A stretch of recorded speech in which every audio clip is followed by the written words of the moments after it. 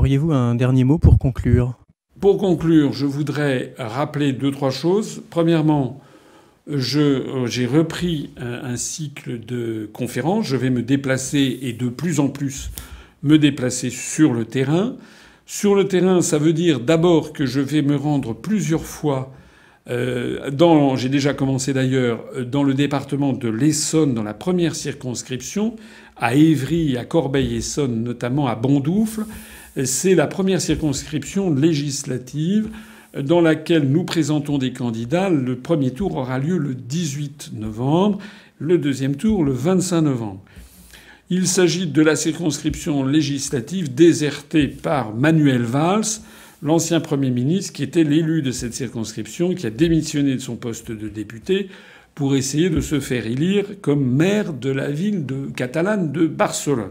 Semble-t-il d'ailleurs que les Espagnols ou les Catalans ne veulent absolument pas de M. Valls, ce qu'on peut comprendre. Bon. En attendant, la circonscription donc fait l'objet d'une élection législative partielle. Nous, je l'ai déjà annoncé, nous présentons un candidat à la députation qui est Yavar Siakal-Roudi. Alors il a un prénom et un nom un petit peu difficile à mémoriser pour un Français. Yavar, c'est son prénom iranien, qui je crois veut dire ami fidèle, et Siakal-Roudi, qui est son nom iranien d'origine, qui est le nom d'un lieu-dit. Mais Yavar est né en France. Il est né à Rennes. Il a 37 ans.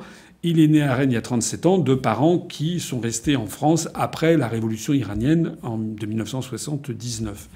Yavar est un garçon formidable, un garçon qui travaille très très bien, qui fait partie maintenant des permanents et que j'ai promu récemment comme directeur de cabinet auprès de moi et que d'un certain nombre de nos délégués départementaux, de nos délégués régionaux ou de nos militants connaissent. Ils ont notamment pu le voir lors de l'université. Alors c'est lui qui sera le candidat et il aura comme suppléant Michael Fourré, qui est un agent qui travaille à Pôle emploi, qui connaît très bien de près le problème du chômage, les dysfonctionnements des services publics en la matière, et qui nous apportera son expertise si on avait pour la première fois un député.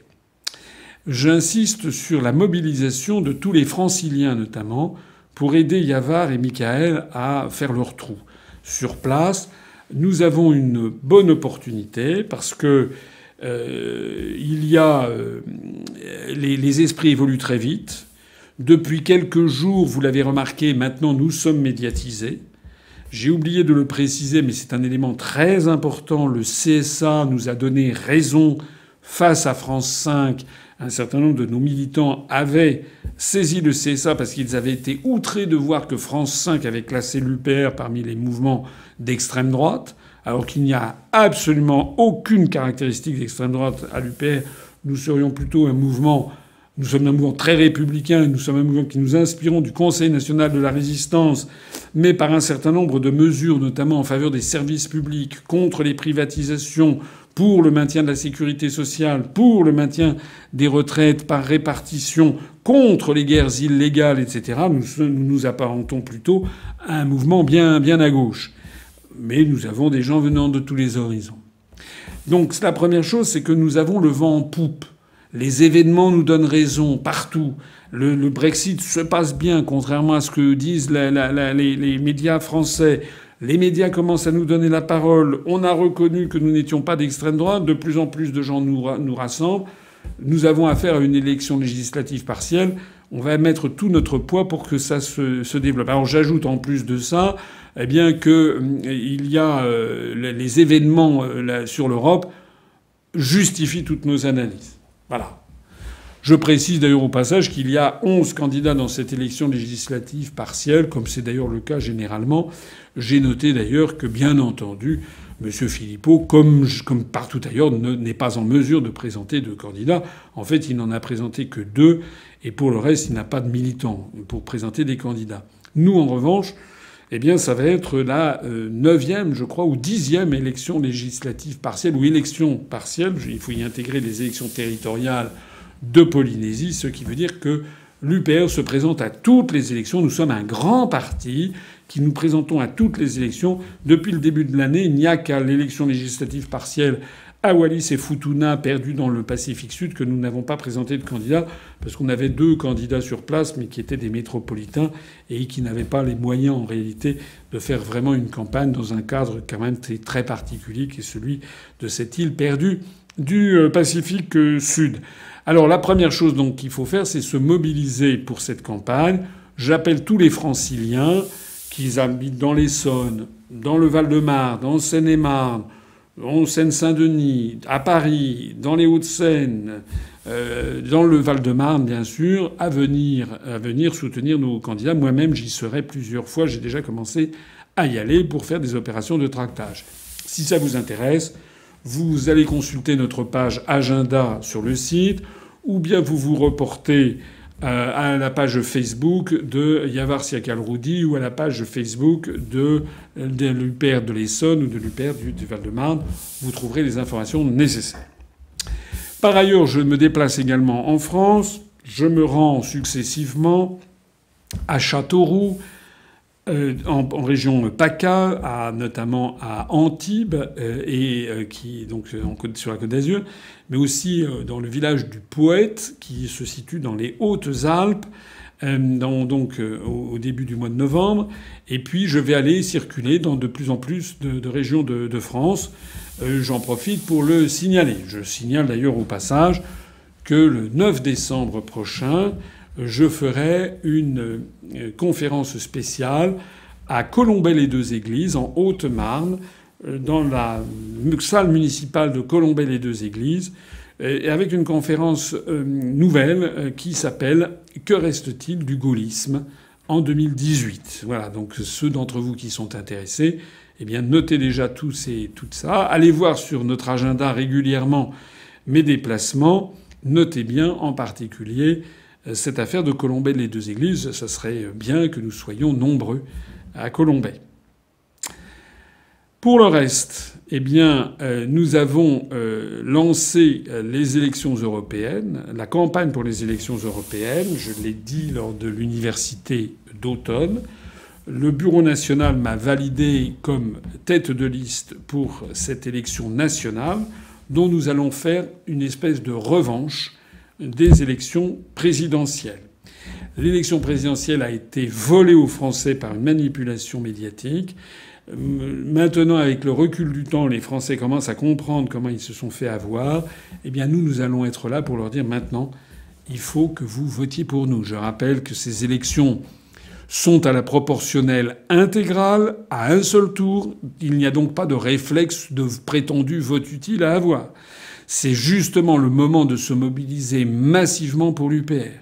Il faut absolument que le 26 mai 2019, c'est-à-dire l'année prochaine, lors du seul et unique tour des élections européennes en France, il faut absolument que le maximum de Français se rallient au suffrage UPR pour que nous ayons des députés. Moi, j'aimerais être député européen. J'aimerais être député européen parce que ça me permettrait de faire au Parlement européen ce qu'a fait Nigel Farage pendant plusieurs années, c'est-à-dire de développer les idées du Frexit. Je me permets de le signaler parce que il y a régulièrement des gens qui disent « Oui, mais alors vous êtes contre l'Europe, pourquoi vous présentez-vous aux élections européennes ?» Ben évidemment, on se présente parce qu'un parti politique doit se présenter à toutes les élections. Et je rappelle que si le Royaume-Uni sort en ce moment de l'Union européenne, c'est justement parce qu'il y a un certain nombre d'années, une quinzaine d'années, Nigel Farage, qui avait créé un petit mouvement politique qui s'appelait le UKIP, le Parti pour l'indépendance du Royaume-Uni, s'était présenté aux élections européennes, avait fini par être élu avec un certain nombre d'autres députés, qu'au Parlement européen, ils intervenaient très régulièrement pour dénoncer la dictature européenne, dénoncer les mauvais fonctionnements de la construction européenne, que ceci leur avait donné une notoriété internationale, et notamment au Royaume-Uni, que ce mouvement avait fini par prendre de plus en plus de voix au Parti conservateur, et que c'est parce que le Parti conservateur était de plus en plus menacé, grignoté par ce parti politique nouveau, que David Cameron, en 2016, a décidé de faire un référendum sur le Brexit pour en avoir le cœur net, pour vider l'abcès. Ben, il l'a sacrément vidé, puisque, effectivement, contrairement à ce qu'il attendait, les Britanniques ont voté pour le Brexit. Si nous nous présentons donc aux élections européennes, c'est exactement dans le même objectif. Et je demande d'ores et déjà à toutes celles et à tous ceux qui m'écoutent de se mobiliser parce qu'il faut absolument qu'on fasse un très gros score en mai 2019. Ça veut dire au passage que parmi vous, toutes celles et tous ceux qui ne sont pas inscrits sur les listes électorales doivent absolument le faire au plus vite. Vous savez que l'on a jusqu'au 31 décembre de chaque année, c'est en septembre, octobre, novembre, décembre que ça se passe. Nous voici déjà au début novembre. On a en gros à peu près une cinquantaine de jours maintenant, au moment où je parle, 55 jours, un petit peu plus, pour agir. Donc je vous dis à toutes celles et tous ceux qui m'écoutaient, allez vous faire inscrire sur les listes électorales. Faites inscrire vos amis autour de vous. Faites passer le message que nous devons absolument, à l'occasion des élections européennes de mai 2019, que l'UPR doit absolument avoir des députés européens pour aller mettre un gigantesque grain de sable, même des éléments énormes de gravier dans les rouages bruxellois, dans les rouages du Parlement européen, pour contribuer à la nécrose de l'Union européenne. Voilà, je voulais vous dire que j'ai lancé aussi, lors de cette université, non seulement la campagne pour les élections européennes, mais également la campagne pour la collecte des fonds qui sont nécessaires. Nous avons affaire à une campagne qui va s'apparenter beaucoup à l'élection présidentielle. Il y a 46 millions d'électeurs. Nous allons devoir imprimer 46 millions de bulletins de vote dans un premier temps pour qu'ils soient dans les bureaux de vote. 46 autres millions de bulletins de vote pour que les préfectures les envoient aux électeurs par courrier.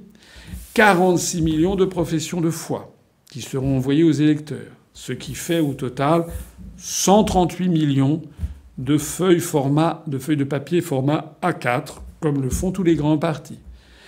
S'ajoutent à ceci des dizaines et des dizaines de milliers d'affiches, puisqu'il y a 80 000 panneaux électoraux en France qu'il faudra couvrir et couvrir au moins 2 fois pour rafraîchir les affiches qui parfois peuvent être à déchirer.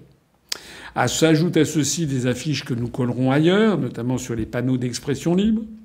S'ajoutent à ceci mes déplacements à travers toute la France, et pas seulement les miens, mais les déplacements aussi de responsables politiques qui figureront sur la liste. S'ajoute à cela l'organisation de grandes manifestations et de grands meetings publics, comme j'avais pu en faire au moment de l'élection présidentielle. Nous avons donc chiffré que nous avons besoin actuellement d'environ 1 200 000 euros. Je lance donc aujourd'hui même, avec un compteur qui cumule les dons, vous verrez ça sur notre site et sur nos pages Facebook, je lance donc dès aujourd'hui cette campagne de collecte de dons avec l'objectif de récupérer 1 200 000 euros. Comme on l'avait eu l'occasion de le faire au moment des élections régionales, comme on avait eu l'occasion de le faire au moment de la collecte des parrainages, cette collecte de dons est assortie d'une récompense pour nos plus grands donateurs.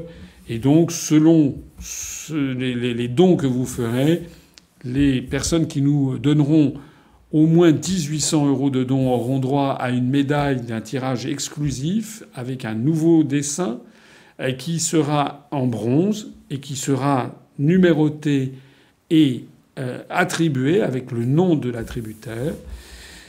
Et puis toutes les personnes qui nous donneront plus que 7 200 euros se verront attribuer la même médaille, mais en argent massif. Cet argent, je le répète, qui sera versé à l'UPR, permettra aux personnes qui font le don de les déduire fiscalement, puisque nous avons l'agrément fiscal, de leur impôt sur le revenu, si ces personnes acquittent un impôt sur le revenu et qu'elles sont imposables en France. Donc je rappelle que les 2 tiers pourront être déduits de l'impôt sur le revenu à payer de l'année suivante. Il est évidemment essentiel que nous puissions récupérer cet argent. Je sais que c'est une somme importante, bien entendu, mais nous avons récupérer beaucoup plus d'argent en 2017, puisqu'entre l'élection présidentielle et les élections législatives, nous avons levé près de 1 800 000 €, compte non tenu des adhésions par ailleurs. Donc je vous fais confiance. Je pense que vous allez saisir l'événement historique que ça représente. Je pense que les élections européennes de mai 2019 vont marquer un véritable point tournant dans notre ascension irrésistible vers les allées du pouvoir. Je fais confiance à vos convictions, à votre mobilisation. Je vous en remercie par avance et je conclus comme d'habitude. Vive la République et vive la France. Retrouvez nos analyses, nos propositions, adhérez ou faites un don sur upr.fr. Retrouvez-nous aussi sur Facebook pour partager des idées et participer au direct. Twitter pour suivre les réactions de François Asselineau au jour le jour. YouTube pour ne rater aucune de nos vidéos. Pour nous aider à rétablir la démocratie, poussez-nous, abonnez-vous, partagez.